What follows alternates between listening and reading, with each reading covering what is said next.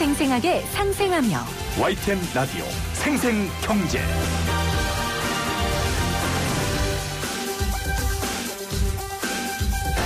안녕하세요. YTN 라디오 생생경제 김혜민입니다. 오늘 보도에 따르면 김대중 전 대통령이 남긴 유산을 두고 이남 김홍업 김대중 평화센터 이사장과 삼남 김홍걸 더불어민주당 당선자가 법적 분쟁을 벌이고 있다고 합니다. 두 형제가 분쟁을 벌이는 유산은 서울 동교동 김 전 대통령 사저와 노벨평화상 상금입니다. 동교동 사저는 민주화 운동의 상징인 김 대통령의 평생의 흔적이 고스란히 남아있는 곳이고 노벨평화상의 의미는 굳이 설명하지 않아도 되겠죠. 사저는 감정 금액이 30억 원을 넘고 노벨평화상 상금은 약 8억 원가량이 남아있습니다. 국민들에게도 동교동 사저와 노벨평화상은 38억 이상의 가치인데 아들들에게는 그렇지 않은 것 같습니다. 이제 김대중 석자를 검색하면 가장 최신 뉴스에 아들들의 유산 다툼이 나오겠죠. 매 순간마다 삶으로 증명해온 김 전 대통령인데 참 안타깝고 씁쓸합니다. 2020년 5월 29일 YTN 라디오 생생경제 지금 시작합니다.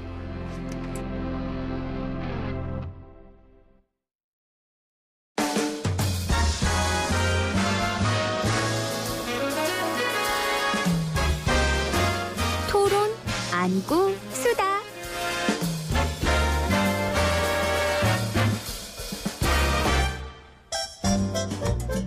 매주 금요일 함께하는 토론 아니고 수다. 오늘은 특별한 수다 자리를 마련했습니다. 코로나19 이후 등장한 신조어, 이 동학개미 운동. 정말 많은 분들이 주식에 뛰어들었는데요. 그래서 주식 상황에 대해 많은 분들이 온몸의 세포로 반응하고 계십니다. 코로나 이후 주식시장 상황에 대한 이야기 전망까지 함께 해볼게요. 여러분도 방송 들으시면서 궁금하신 부분 있으시면 샵 0945, 우물정 0945 문자로 함께해 주시고요. 유튜브 들어오셔서 YTN 라디오 치시면 보이는 라디오로도 함께하실 수 있습니다. 오늘의 수다 파트너 홍춘욱 이코노미스트, 자본시장연구원 황세훈 연구위원 두 분 나오셨습니다. 어서 오세요.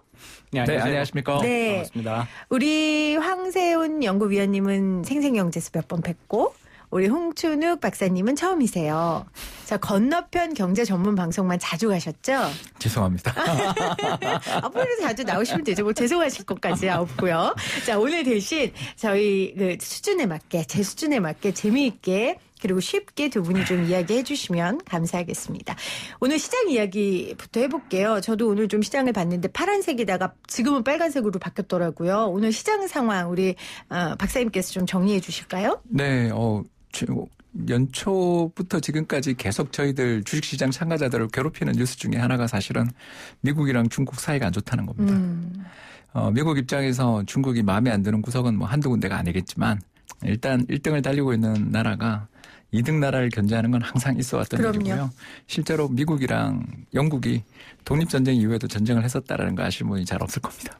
그만큼 견제하게 돼 있는데요. 이제 지금은 둘 다 너무나 거대한 무서운 비대칭 무기를 가지고 있기 때문에 경제전쟁으로 지금 좀 하고 있다고 보시면 되겠습니다. 그래서 2018년에 관세 부과에 이어서 올해 연초에는 이제 휴전으로 들어가는 줄 알았는데 이번 이제 코로나19 사태 이후에 다시 관세 부과를 을러내기 시작했고 특히 그 중국의 대표적인 전자기업인 후아웨이라는 대표적인 기업이 있습니다. 이 회사가 정말 대단한 성장세를 기록한 기업인데요. 특히 통신 정자장비 우리 5G 폰 이런 거 바꾸시죠. 네. 예, 그런 거 관련돼 있는 어떻게 보면 통신 장비 쪽에서 지금 세계에서 가장 어떻게 보면 영향력이 큰 회사 중에 하나가 됐습니다. 이런 회사에 대해서 견제가 들어갔는데 이어서 이제 드디어 또 중국이 이번 홍콩 관련해서 우리 오래전에 이미 많이 들어봤던 법인 보안법 이야기가 네네. 홍콩에서 나오게 될 줄은 정말 우리 예상을 못했지 않습니까? 그러게요. 그러면서 홍콩의 또 경제 자유구역 혹은 자유로운 금융시장 허브로서의 지위에 대한 이야기들을 이제 하기 시작한 거죠. 그래서 홍콩 사람들 입장에서는 참 작년부터 어려운 나날이 이어지고 있고 주식시장 참가자들 입장에서는 이제 뭘 매일처럼 보는 날이 됐냐 하면 중국 위엔화 환율이 얼마로 고시되는지를 매일 봐야 되는 날이 이제 온 거죠. 왜 그러냐면 이제 중국 입장에서 트럼프 대통령이 당신들 마음에 안 드니까 뭐 표현입니다. 1조 달러 관세 이렇게 얘기하고 있거든요. 네. 미국 GDP가 20조 달러예요. 그럼 1조 달러면 한 해 GDP의 5%예요.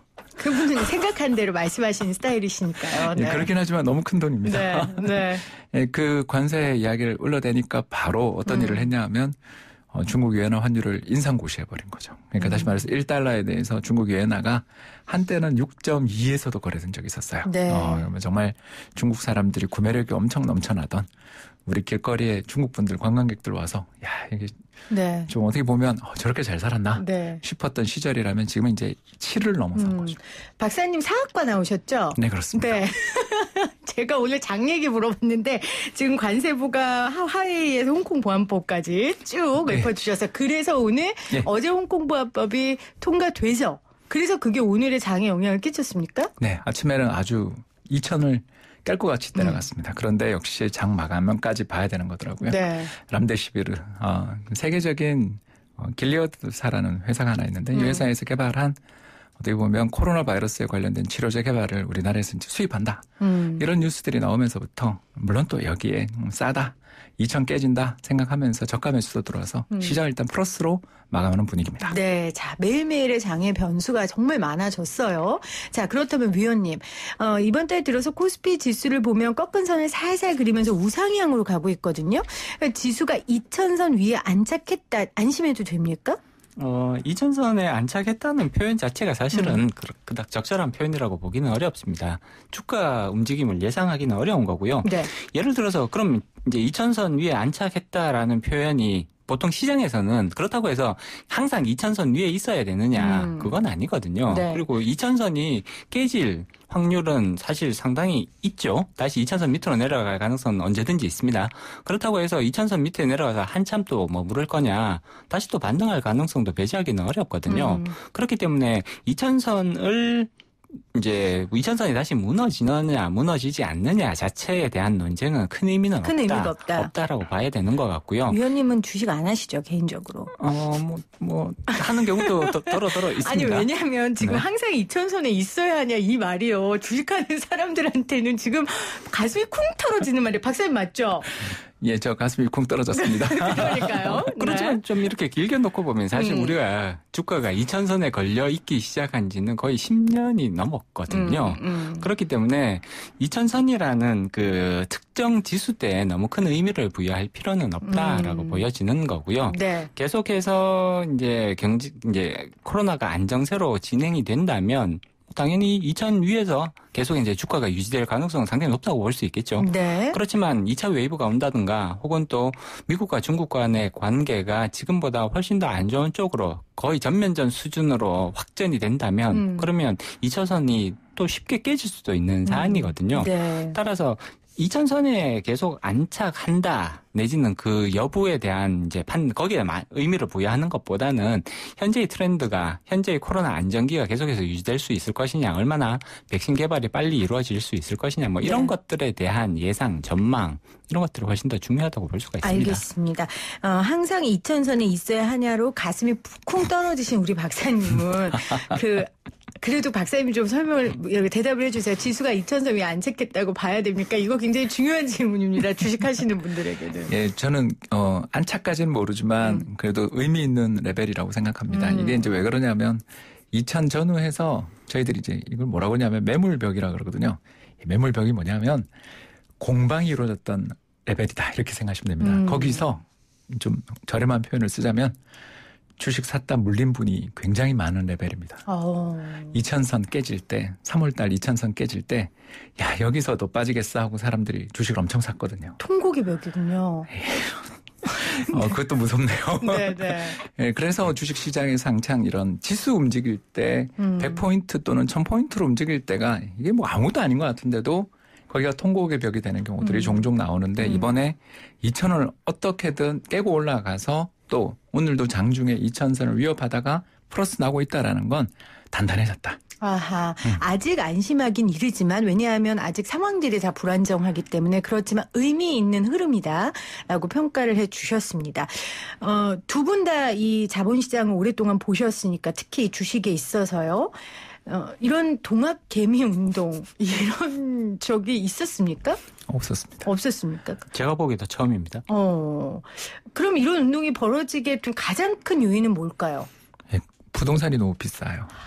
부동산 하기에 너무 힘든 개미들이. 예, 이것도 눈물 없이 들을 수 없는 분석이네요, 정말. 제가 좀 많이 느낍니다, 이걸. 저 이제 증권사나 뭐 이런 운용사에서 수십 년 일을 하다 보면. 네. 연락이 가끔 오다가 끊기는 분이 굉장히 많았는데, 이번처럼 연락이 많이 받은 적은 처음이었다. 그만큼 많은 사람들이 주식에 관심을 갖는데 그 이유가 부동산에 눈 돌릴 수 없는 사람들이 눈을 돌렸군요. 예, 지난해 연말부터 올해 초까지 너무 많이 올랐죠. 사실 특히 서울 지역도 서울 지역이지만 못 오르던 수도권 지역까지 급등하면서 네. 어떻게 보면 좀 약간 절망 또는 실망하고 계시는 분들이 계셨고, 두 번째 또 자산을 보유하고 계신 분들은 이 자산 평가액이 올라온 거죠. 그러면서 운용할 수 있는 여력이 생기신 분들도 좀 생긴 것 같아요. 즉 예를 들어서 뭐 부동산 가격이 매덕 올랐는데 신용융자나 신용담보대출을 받으러 가시면 이거 옛날보다 돈 받기 쉽잖아요. 그래서 최근에 뭐 활동계좌수라고 이제 저희들이 부르는데, 지난해 뭐 보면 대략 활동계좌수가 얼마 정도냐 뭐 이렇게 물으면 한 2,900만 개. 그러니까 한 사람이 여러 개 가질 수도 있습니다. 2,900만 개인데 4월 말에 얼마가 됐냐면 3,100만 개. 그러니까 한 200만 명이 새로. 대단하네요. 예, 그래서 창구 직원들이 바빠가지고 상담이 잘 안 될 정도의 맞습니다. 분위기를 제가 3월에 보고서, 저도 역시 창구에 갔으니까 저도 뭐 별로 할 말은 없는데.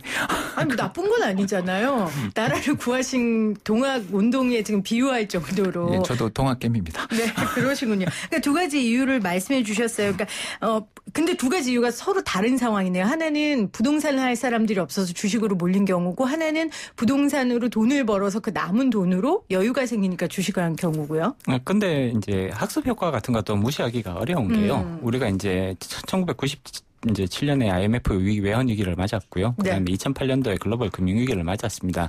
두 번의 큰 위기 상황에서 떨어질 때, 저점으로 크게 폭락을 할 때 주식을 사서 조금 묻어두면 이게 수익률이 괜찮더라라는 경험들을 한 번이 아니라 두 번을 이미 크게 했단 말이에요. 설레가 있었군요. 네, 그렇기 때문에 이번에도 이제 크게 주가가 떨어지게 되면 들어가서 상당히 유의적인 수익률을 올릴 가능성들이 높지 않느냐라는 공감대가 폭넓게 형성되어 있었던 것 같고요. 이전에 그런 이제 경험, 위기에 대한 경험들이 개인 투자자들로 하여금 조금 자신감을 가지게, 그래서 이번에 충분히 수익을 볼 수 있다라는 뭐 이런 부분으로 해서 과거의 경험들이, 학습 효과들이 굉장히 또 큰 역할을 한 게 아닌가 싶습니다. 두 번의 유의미한 경험이 있었다고 하셨는데, 그래도 과거 개인들이 수익을 봤던 때와 조금 이번에 다른 패턴이 있었어요, 위원님? 네네. 일단 가장 이제 다른 점이라고 하면, 예전의 상황들을 살펴보면 우리가 이제 97년의 얘기는 조금 다른데 2008년의 경우랑 한번 비교를 해볼 필요성이 있을 것 같아요. 2008년도에는 개인 투자자들이 이제 집중적으로 매수한 종목들이랑 그다음에 외국인이나 이제 특히 외국인들, 우리나라 주가에서는 외국인들의 투자 방향성이 가장 중요하다고 알려져 있거든요. 이번 동학 개미 운동에서는 사실 그런 현상이 오히려 반대로 나타났었죠. 아하. 이게 굉장히 사실은 놀라운 거예요. 우리나라에서는 외국인 투자자들이 주식을 사면 주가가 올랐고요. 반대로 외국인 투자자들이 주식을 팔면 주가가 내렸단 말이에요.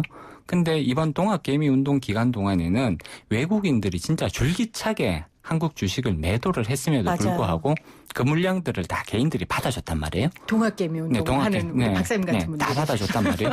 그러면서 외국인들이 주식을 팔고 있는데도 주가가 오르는 굉장히 이례적인 현상. 이례적인 현상이요. 굉장히 이례적인 현상이 나타난 거죠. 사실 이런 현상은 뭐 저도 이 자본시장에서 오래 몸을 담았지만 사실 10년 넘게 몸을 담았지만 이런 현상은 사실 처음 봤고요. 그래서 굉장히 이제 이례적인 현상이다, 조금 의미를 부여할 만한 사건이다라고 생각을 하죠. 네. 근데 이제 2008년이랑 비교를 해보면 외국인 투자자들이랑 개인 투자자들이 담았던 종목이 굉장히 상이했습니다. 그래서 외국인들은 어떻게 보면 조금 이제 업종 대표주라든지 조금 이제 잘 나갈 수 있는 그런 종목들, 반대로 개인 투자자들은 가격이 조금 많이 떨어진 어떻게 보면 심지어는 구조조정 이슈까지 들어있던 단타를 노린 거죠. 네, 이런 이런 종목들을 오히려 더 많이 담아서 외국인과 개인 투자자들의 종목이 뚜렷하게 대별되는, 구별되는 그런 현상들이 강하게 나타났었거든요. 근데 이번에 보면 외국인들이 담는 종목이랑 개인 투자자들이 담는 종목이 그렇게 물론 완벽히 겹치지는 않습니다만 굉장히 유사한 종목들이 많이 겹치는 부분들이 많아졌다. 아하. 다시 말해서 개인 투자자들이 종목을 선정하는 방식 내지는 종목을 바라보는 관점이 외국인 투자자들의 관점과 굉장히 좀 유사해지고 있다라는 그런 특징들이 관찰되는 것 같아요. 근데 박사님 이거는 외국인하고 개인 투자자가 종목이 비슷했다는 얘기는 아무래도 코로나19 영향이 크지 않을까요? 온 세상이 같은 위기를 겪고 있고 그러다 보니 수요도 그렇고 필요한 모든 것들이 비슷한 패턴을 보이고 있기 때문에 그런 거 아닐까요? 맞습니다. 그런데 조금 제가 연구위원님 말씀에 조금 더 첨언을 해드리자면 우리나라 동학개미들이 이제 샀던 종목들을 봤더니 1등이 삼성전자, 2등이 현대차를 사더라.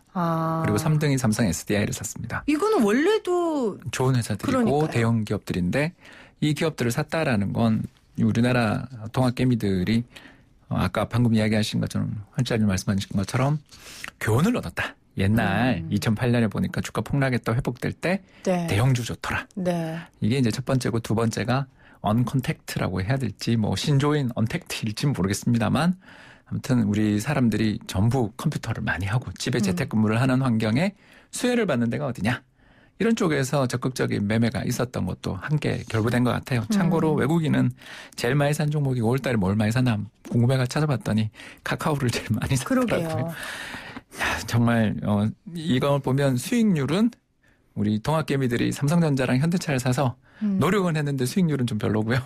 네. 외국인이 샀던 그러니까 그렇게 파는 중에 이번 달만 아직 5월이 안 끝났지만 아무튼 5월 28일까지만 해도 한 3조 8천을 팔았는데 외국인이 그렇게 파는 동안에 몇 종목 샀는데 그 산 종목들을 순서를 봤더니 그다음에 NC소프트.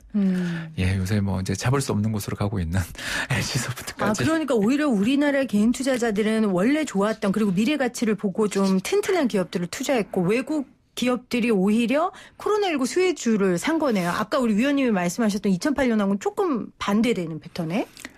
네, 흥미로운 부분입니다. 그러니까 외국인들은 일단 팔고 있는 중에 골라 산 거니까 좀 어떻게 보면 이렇게 비중 자체는 줄이는데 그 중에서도 이건 팔기는 너무 아쉬워 하면서 좀 샀던 것 같고요. 네. 어떤 그 우리 개인 투자자들은 잘 알려진 우량주 이게 반등할 때 최고야라고 생각을 하면서 적극적으로 매수를 했고 또 일부 아주 크게 성공한 부분도 있다고 봐야 될 것 같습니다. 자, 삼성전자 얘기하셨으니까 우리 7785님이 삼성전자 도대체 언제 오르나요? 이러다 몸에서 살이 나오고 저 곰국 끓일 것 같아요. 이렇게 나왔는데 이거 이 대답 아무도 못 하시는 것 같던데 어떻게 박사님 어떻게 대답해 주실래요? 왜 저한테 물으시는지. 빨리 대답 좀 해주세요. 네, 무역 전쟁 걱정을 좀 많이 하는 것 같아요.